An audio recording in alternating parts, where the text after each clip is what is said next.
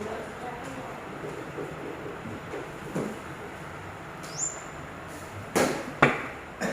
assalamualaikum warahmatullahi wabarakatuh. Alhamdulillahirrahmanirrahim. Wassalatu wassalamu ala asrafil anbiya wal mursalin wa ala alihi washabihi ajmain amma ba'du. Pertama-tama terhormat kepada Abi Hanif dan Umi Ida selaku pengasuh Pondok Superkem Al-Quran La Raiba Hanifida. Yang kedua terhormat kepada guru-guru MTSMA Al-Quran La Raiba Hanifida. Dan yang ketiga yang terhormat kepada kedua orang tua saya, dan tidak lupa pula kepada teman-teman yang saya banggakan, dan tidak lupa pula kepada Miss Kiki selaku pengampu pelajaran PKN.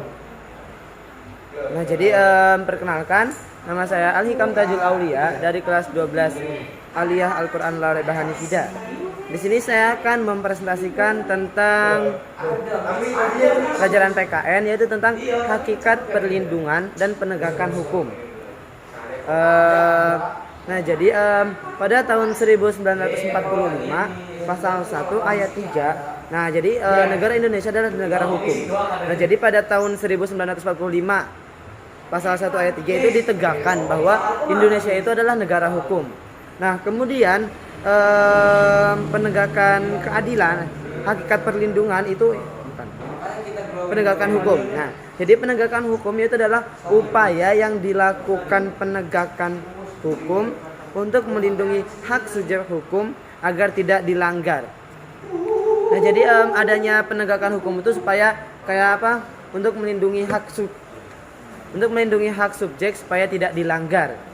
Nah, kemudian contoh kasus kejahatan yang melenceng dari penegakan hukum, contoh itu adanya kayak duplikat bukan duplikat sih bahasanya, kayak apa, bajakan, kayak VCD bajakan atau enggak DVD bajakan dan lain-lain. Kemudian ada seseorang yang namanya Jimmy Lee Asidikwi itu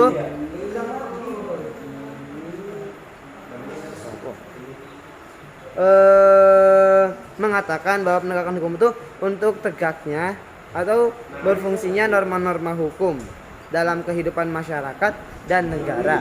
Nah, jadi menurut Jimli Asidiki ini, penegakan hukum itu adalah untuk menegakkan itu hukum negara dan memfungsikan norma-norma hukum yang ada di dalam negara itu.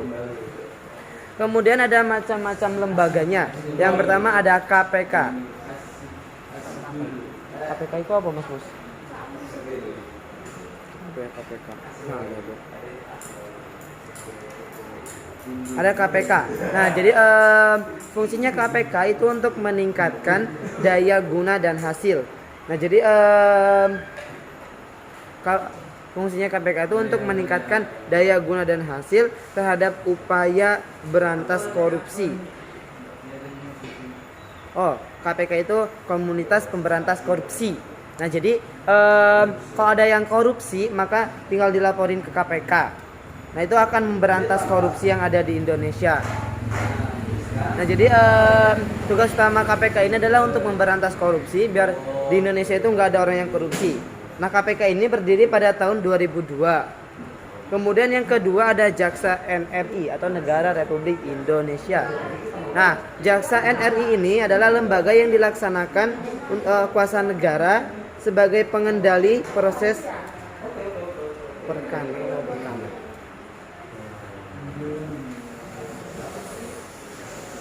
Sebagai pengendali proses perkara kedudukan sentral. Nah, jadi biasanya itu kayak ada proses hukum. Nah, itu pastinya itu dibawa dulu ke jaksa untuk mengendalikan kayak kasus-kasusnya, apa-apanya dan bla bla blanya. Kemudian yang ketiga, lembaga yang ada di Indonesia adalah Polisi NRI. Apa itu Polisi NRI? Polisi Negara Republik Indonesia. Nah, jadi Polisi Negara Republik Indonesia ini bertugas untuk melaksanakan aturan yang ada di yang sudah ada aturannya. Jadi untuk menjalankan aturan yang ada. Jadi kayak pokoknya itu menyuruh semua orang itu untuk menjalankan, kayak menjaga gitu. Nah, kemudian yang kedua itu untuk membina masyarakat. Nah, jadi membina masyarakat kayak kalau pakai motor harus pakai helm gitu dan lain-lain. Kemudian untuk memelihara keamanan dan ketertiban. Kan biasanya ada polisi lalu lintas. Nah, itu untuk memelihara keamanan dan ketertiban. Begitu pula polisi tidur. Nah, kemudian ada pelanggaran-pelanggaran. Apa itu pelanggaran? Pelanggaran adalah perbuatan yang tidak sesuai atau yang tidak sesuai dengan tata aturan gitu. Nah, jadi kita itu tidak boleh melanggar larangan karena itu pelanggaran. Nah, jadi menurut pelanggaran keamanan hukum itu contohnya itu seperti mabuk di lalu lintas. Nah, itu tidak boleh karena mengganggu ketertiban. Nah, kemudian yang selanjutnya ada hukuman-hukuman. Banyak, buku itu banyak.